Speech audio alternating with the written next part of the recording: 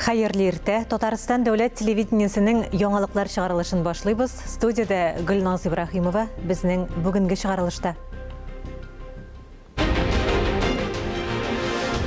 Игелекле эш шул исемдәге ярдәм фонды махсус хәрби операциядә катнашучыларга чираттагы гуманитар ярдәм медицина кирәк-яраклары җибәрде. Үзгәрми торган моң халкыбызның иҗади мирасын баетуга, татар җырларын камилләштерүгә юнәлдерелгән яңа татар җыры бәйгесенең икенче этабы узды. Истә, һаман да истә, журналистлар кыска гына гомерендә матур эз калдырган хезмәттәшләрен искә алырга җыелдылар.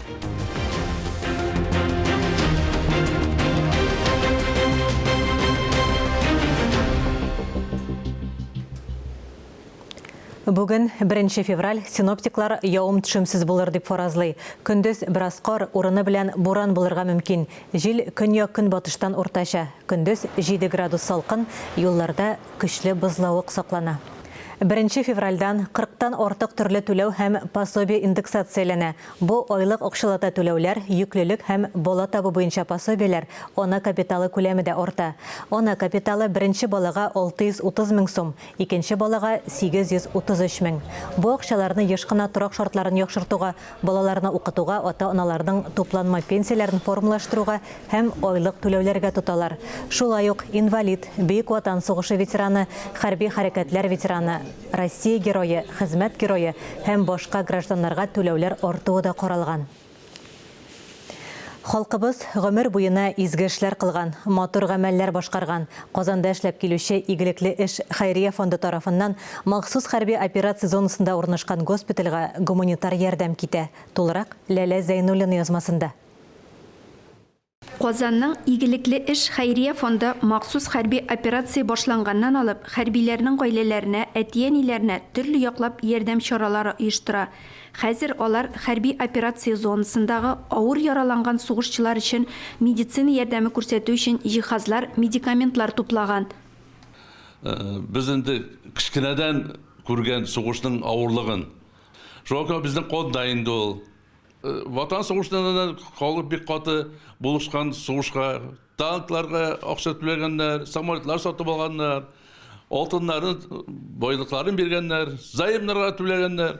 Безгә дә хәзер бик каты шулай булышырга кирәк. Безгә бик күп акча күчерделәр, организациялар. Менә шуларның акчаларын туплап, җыеп, менә даже менә бу креслолар подарить иттеләр безгә, чтобы фронтка җибәргә. И аптеклардан сатып алып, менә шуга лекарстволарны без җыйдык инде. Бу 500 меңнән артык булды килеп чыкты бу лекарстволар безнең. Бүген әлеге фонд тарафыннан хәрби госпитальгә гуманитар ярдәм китә. Алар авыр яраланган сугышчылар өчен аеруча мөһим дарулар, инвалид коляскалары, гомумән көндәлек кирәк-яраклар озата. Ярдәм итүчеләр арасында республиканың әйдәп баручы җитештерү оешмалары, аерым кешеләр бар.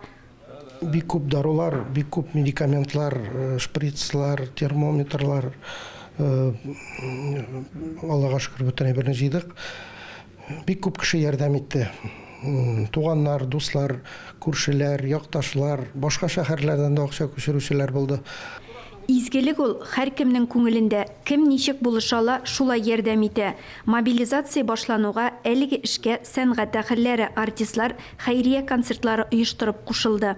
Дөньядагы шушы халәтне, шушы ситуацияны барыбызда җаныбыз белән, йөрәгебез белән аңлыйбыз һәм кулыбыздан килгәнчә һәрберебез ярдәм итәргә без тиешбез, чөнки төрле теге сәясәтчеләр төрлечә сөйлиләр, тик шулай да безнең бер генә юнәлеш, безнең егетләребез анда. Изге эш добро дело дигән хәйрия фондын башлап җибәргәч, мине дә үзенең янына чакырды, Илшат әйдә бергәләп менә шу изге эшләр белән шөгыльләник дип. Әлбәттә үземнең профессиональ юлым буенча концертлар белән, тамашачы ярдәме белән әкрен генә булдыралганча шушы изге эш добро дело фондына үземнең өлешемне кертергә тырыштым. Яраланган солдатларга Татарстанлылар медицина кирәк-яраклары белән бер рәттән күңел җылысы өләшүче хатларда юллый. Бу хатны без хәзер җибәргә тиеш фронтка, безнең җегетләребезгә, ул аларга исәнлек саулык теләп кала. Хәзерге безнең солдатларга. Әлеге ярдәм сугышчыларның яраларын дәвалау белән бер рәттән кәефен күтәрер, җаннарын җылытыр. оешма волонтерлары, хәйриячеләр башкарган хезмәт егетләребезгә тернәкләнеп, туган як җылысын тоярга насип итсен. Яралыларга ярдәм итәргә теләгән һәркем кушыла ала. Әлеге фонд Казан шәһәре Профсоюз урамы 42-нче йорт 105-нче офис адресы буенча урнашкан. Ләлә Зайнуллина, Искәндәр Төмәнов, Татарстан яңалыклары. Ватаныбыз язмышына битараф булмаган, кыюлык, батырлык күрсәтергә, ватаныбызны якларга әзер булучыларны батыр контракт хезмәтенә кабул итү үзәгендә көтәләр. Ул бер тәрәзә принципы буенча эшли. Контракт төзегәндә бер тапкыр түләнә торган акча күләме 195 мең сум, махсус операция зонасында булганда ай сайын 210 мең сумнан башлап түләү каралган. Россия ирек һәм гаделлек партиясеннән политехнолог Андрей Богданов президент сайлауларында үз кандидатурасын алу турында гариза язды. Бу хакта Үзәк сайлау комиссиясе рәисе урынбасары Николай Булаев хәбәр итте. Алдагы көнне кандидатлар исемлегеннән Ирина Свиридова белән Сергей Бабурин киткән иде. Ул дәүләтнең хәзерге башлыгын сайлауларда хупларга чакырды. Исегезгә төшерәбез, ил президенты сайлаулары быел 15-нче, 16-нчы, 17-нче март көннәрендә уза. Казан Кремлендә Зәңгәр күлләр, Голубые озера табигать территориясен үстерү план концепциясе тәкъдим ителде. Очрашуда Татарстан Республикасының биологик чыганаклар буенча дәүләт комитеты, Татарстан шәһәрләрен үстерү институты һәм республиканың экология һәм табигый чыганаклар министрлыгы вәкилләре катнашты. Зәңгәр күлләр территориясе 2000 гектарга якын мәйданны били. Ул 1994 елда оештырылган Зәңгәр күлләр заказнигын, Семиозерский урманын һәм Казан су елгасын берләштерә. Зәңгәр күлләрдә суның температурасы җәен һәм кышын 6-8 градус шикләрендә тора. Зәңгәр күлләр экология туристлык территориясен 2025 елга төзекләндереп чыгарга җыеналар. Ул урыннарга машиналар кертелми, 3 урында парковка ясала, 5 урында суга чумып чыгу мәйданчыгы җиһазландырыла. Зәңгәр күлләр территориясенә керү бушлай. Көрәш милләтебезнең яшәү рәвеше. 2-3 февраль көннәрендә Казанның Акбарс көрәш сараенда герой шагыйрь Муса Җәлил истәлегенә Ватаным Татарстан газетасы гамәлгә куйган ачык турнир уза. 61-нче тапкыр үткәрелүче бәйгедә быел 40лап команда катнашыр дип көтелә. Җиңүче командага 500 мең сум акчалата бүләк каралган, әтеп батырга 100 мең сум. Иң дәрәҗәле саналган көрәш ярышында махсус хәрби операциядә катнашучылар да көрәшергә җыена. Муса Җәлил турнирының айрым бер үзенчәлеге бар. Беренчедән моны бернинди не юк. Халыклап булса да әйтим инде. Халык моны көрәшчеләр дә халкыбыз да игелектән көтеп ала. Бу безнең иң дәрәҗәле турнир. Без бу ярышта үткән елгы нәтиҗәләргә йомгак ясыйбыз. Тагын инде безнең açılış өлешендә ничек булмас, açılış өлешендә без иң яхшы көрәшчене, ялның иң үстә көрәшчесе, шулай иң яхшы тренерларны, яшь группаларына карап, аннан соң без журналистларыбызны барысы 36 кешене без сәхнәгә күтәреп, açılış вакытында бүлек уздырачакбыз. Ватанны ярату, көрәшне ярату һәм гаилә елы белән дә бәйлибез. Безнең ачылышыбызда күпмедер дәрәҗәдә Раил Нургалиев та катнаша, чөнки батырлык ул буыннан буынга күчеп килә торган әйбер. Гаилә елы уңаеннан безнең аны да күрсәтәсе килде, ничек иттереп әтиләр балаларын көрәш итеп тәрбияли һәм ул батырлык төшенчәсе кешегә малай чактан салына дигән шундый мәгънәне дә күрсәтәсебез килә. Чыгарылышыбызны авыл хуҗалыгына багышланган авыл сулышы сәхифәсе белән дәвам итәбез. Биредә авыл хезмәтчәннәре алар җитештергән продукция гомумән республикабызны азык-төлек белән тәэмин итүчеләр турында сөйләрбез. Хәерле иртә, эфирда авыл сулышы сәхифәсе, сезнең белән мин Динә Нишмәтдинова. 2023 ел Татарстан авыл хуҗалыгы җитештерүчеләре өчен чын мәгънәсендә сынау елы булды. Сәбәбе явым-төшемнәр аз булуы, продукцияның һәм кредитларның кыйммәтләнүе. Әлеге һәм башка сораулар коллегия утырышында җентекләп каралды. Биредә игътибарны аеруча чит илдә һәм үзебездә җитештерелгән техника җәлеп итә. Аеруча Мөслим районында җитештерелгән чәчү техникасы бөтен Россиядә ихтыяҗ зур. Мисал итеп алганда, менә бу 2 редуктор, берсе чит илнеке, икенчесе үзебездә. Татарстанда җитештерелгән, ләкин айырмасы юк.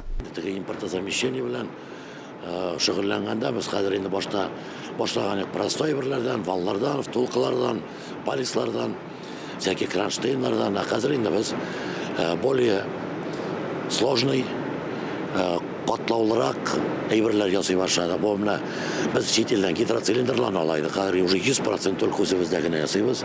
Башка киштәләрдә кунаклар өчен агрохимикатлар, ошламалар үз эшчән фермерлар күргәзмәсе тәкъдим ителгән. Бүген кече хуҗалыклар өлешенә барлык авыл хуҗалыгы продукциясының яртысы диярлек туры килә. Биредә Алексеевскийлар өлгерде. Мәсәлән, Эдем предприятиесе күп профильле предприятие. Ит, балык, кышкырт, сөт, кондитер әйберләре һәм ярым фабрикатлар җитештерү цехлары бар. Әлеге предприятие 4 районның мәктәбен һәм балалар бакчаларын азык-төлек белән тәэмин итә. Балыклар тозлыйбыз, ит сатып алабыз, аны перерабатывать итәбез, үзебезнең убойный цехыбыз бар.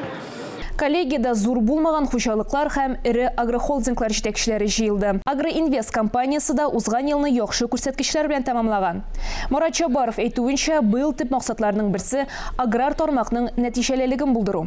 Ит җитештерү 2022 елда ел дәрәҗәсендә 13 мең тонна җитми калды. Шуның 8 мең тоннасы кыш итен туры килә. Бу чалу бройлер кышчылык фабрикасында җитештерү күләмнәре киме аркасында килеп чыкты. Хәзер анда моның буенча эш алып барыла. Кулланучылар кооперациясе авыл үсешендә мөһим роль уйный. Узган ел гомуми акча күләме 22 миллиард ярым сум тәшкил иткән. Мондагы зур өлеш әзерләү эшчәнлегеннән. Республика рәисе җитештерелгән детальләргә аеруча игътибар бирде. Запас частьләр белән тәэмин итү актуаль мәсьәлә булып кала. Республикада мондый предприятиеләр бар, әмма узган ел яңалары барлыкка килмәде. Шулай ук Рөстәм Миңнеханов 2030 елга кадәр Татарстанда агросәнәгатьне үстерү стратегиясын кабул итүне мөһим дип саный. Я считаю, что это очень нужный и важный документ. Хорошая аналитика сделана в части, где мы находимся, куда нам дальше двигаться. Поэтому я поддерживаю эту стратегию. Надо разработать и принять. 2023 елның тетрәндергеч яңалыклары. Лениногор шәһәрендә кышчылык фабрикасында кыш авыруы табылу. Республика рәисе бу сорауларга аерым тукталып узды. Мы крупный животноводческий центр страны. Если мы, как в Атнинском районе, вот одна история, 60 тонн молока минус. Это некоторые районы 60 тонн молока в день производят. Это очень серьезно. Все необходимые мероприятия, все необходимые мероприятия, уважаемые главы, другого нет. Мы огромное количество завозим животных, и в то же время много мероприятий, конечно, не выполняется с нашей стороны. И завоз надо жесточайшим образом. Обновление, оно будет, но все должно быть под контролем. Коллегия утырышы азагында иң яхшы механизаторларга, агрономнарга, машина белән сыер суы операторларына рәхмәт хатлары һәм бүләкләр тапшырылды. Казан дәүләт ветеринария медицинасы академиясе коллективы Татарстан Республикасында алдынгы казанышлары өчен орден белән бүләкләнде. Бу атнага авыл хуҗалыгы тармагына бәйле ялыклашулар иде. Мин Динә Нечметдинова сезнең белән киләсе атнага кадәр сау булашам. Эфирда яңалыклар программасы дәвам итәбез. Казанда 4-нче яңа татар җыры авторлар бәйгесенең 2нче туры булып узды. Быел чарага 170 җыр килгән. 2нче турга шуларның 65-е сайлап алынган. Апрель айында узасы гала концертта унлап иң матур яңа җырларның авторлары һәм композиторлары зурлап бүләкләнер дип көтелә.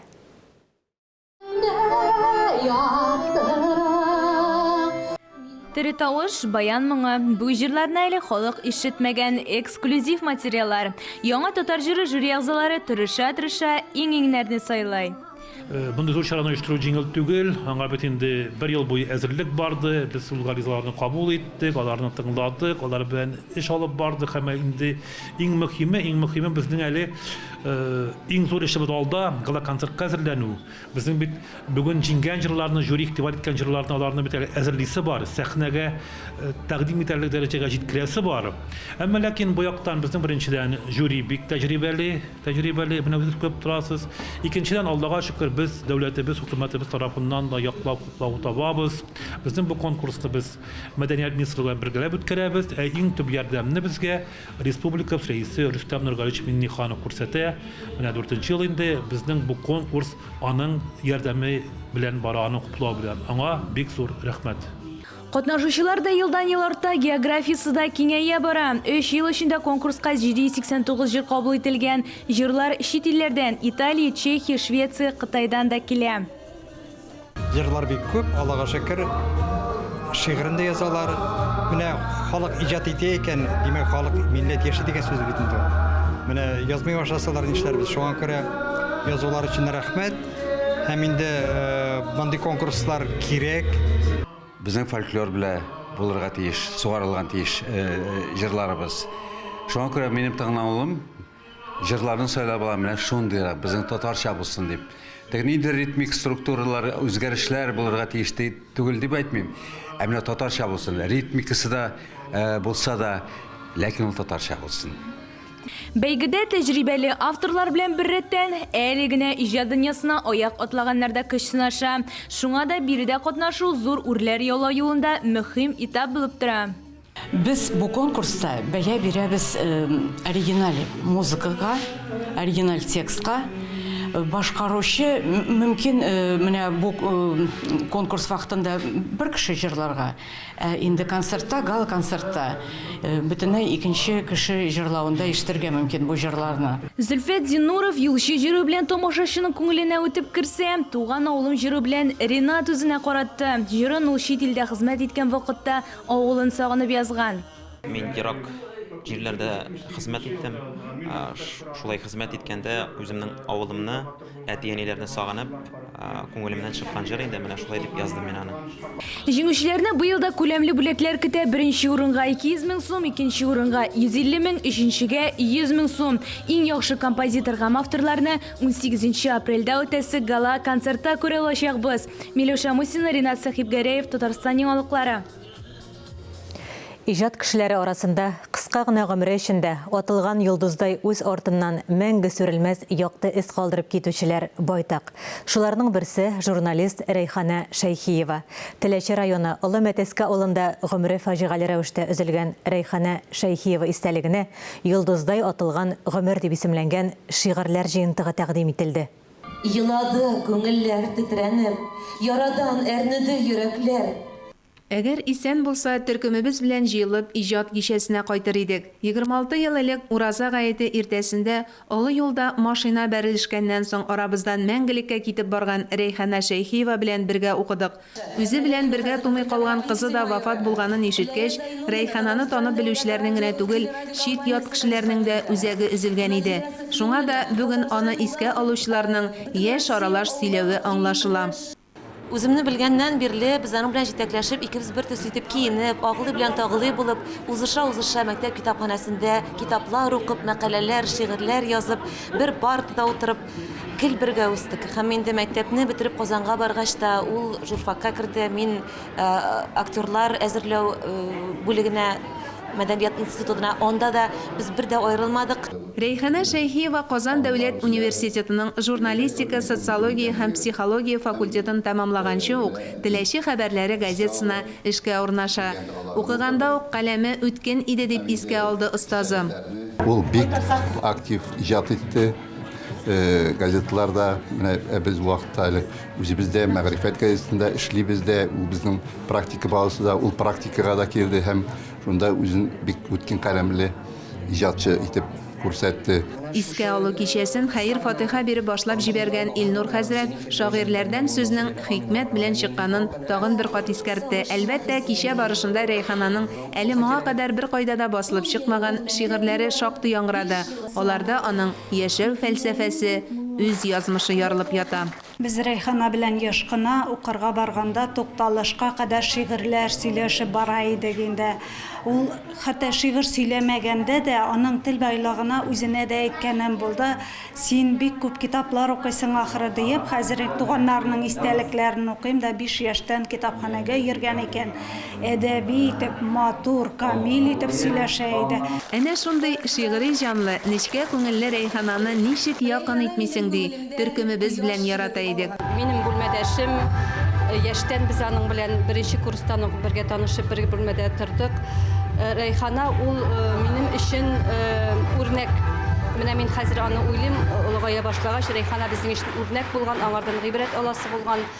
Аның үрнәгендә тормышыбызны көйлисе булган, кырасы булган, ул шундый сабыр, самими күңелле, бала күңелле, ихлас күңелле.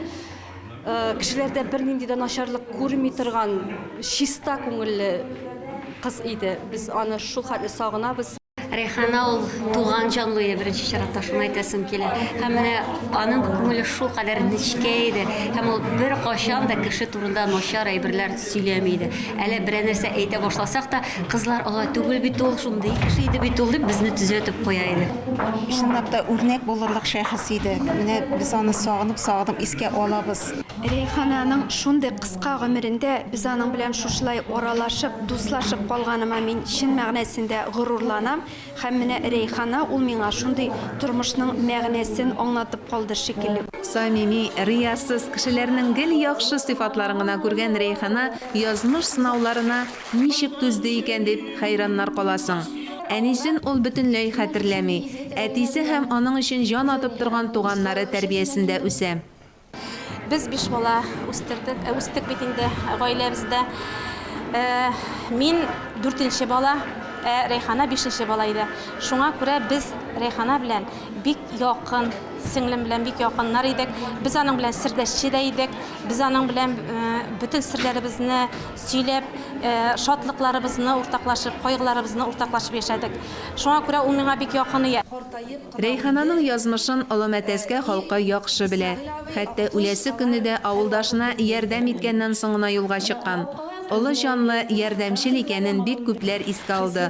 Укытучылары, хезмәттәшләре, авылның мөхтәрәм китапханәчесе. Рәйхана белән Айгөлгә китап җиткереп булмайды дип бәйнә-бәйнә истәлекләр яңартты. Күрәсең, укуга һәвәслеге Рәйханага югары белем алырга ярдәм иткән. Аңа ияреп сеңлесе Лилия дә журналист һөнәрен сайлады.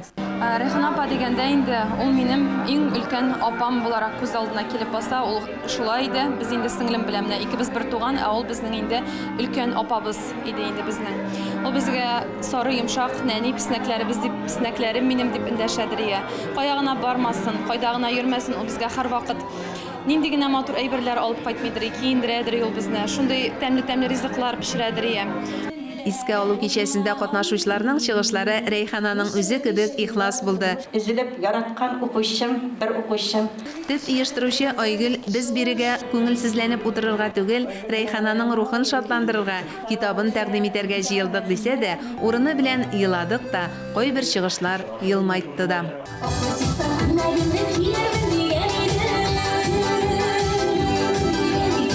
Төркемдәше Наилә Низами Рәйхана белән сөйләшеп утырганын, җырлаганын аудио тосмага да яздырып калган булган. Ул анда бишек җырын җырлый. Эх, исән булса ул җырын җырлап кызын үстерер иде.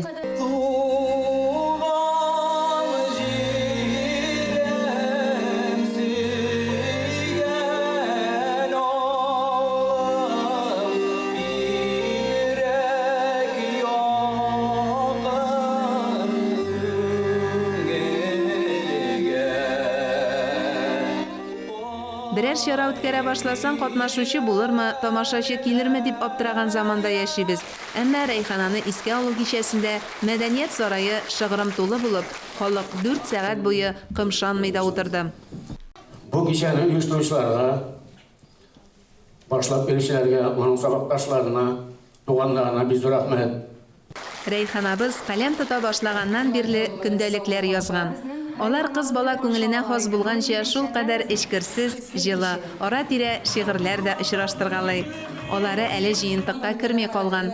Беренчесен нәшер итәргә ярдәм иткән иганәче Радик Зиннәтовка рәхмәтлебез. Өстәвенә Рәйхананы иҗат, каләм әһелләре Фатих Хөсни дәвамчысы дип йөртә. Шуңа да беренче җыентык соңгысы булмас. Һәр яктан талантлы төркемдәшебез Рәйхана Шәйхиеваны искә алу кичәсе дә хәтердә генә яңармас, сәхнәдә дә кабатланыр. Мөршидә Җихан, Александр Ишоткин, Татарстан яңалыклары. Хөрмәтле телевизор караучылар, берничә минуттан эфирыбызны хәерле көн Татарстан тапшыруы дәвам итә. Без яңалыклар иҗат төркеме бүгенгә саубуллашабыз. Үзегезне һәм якыннарыгызны саклагыз. Исән, имин булыгыз.